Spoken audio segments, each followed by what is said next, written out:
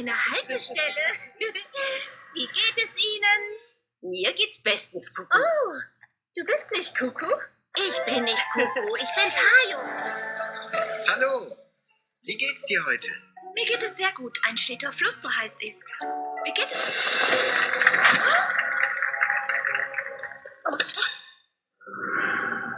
Nathalie, geht es dir gut? Ja, ist schon gut. Das war nur ein Schwindel. Hey, wen haben wir denn da? Oh mein Gott, Victor? Hallo, mein Kleines, wie geht es dir? Gut, sehr gut. Wie geht es dir? Wo warst du? Was ist los? Was ist passiert?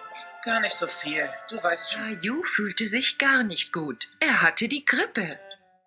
Wie geht es dir, Caillou? Mein Hals schmerzt. Hallo, Peppa. Hallo. Wie geht es dir? Nicht so besonders gut. Ich muss im Bett bleiben.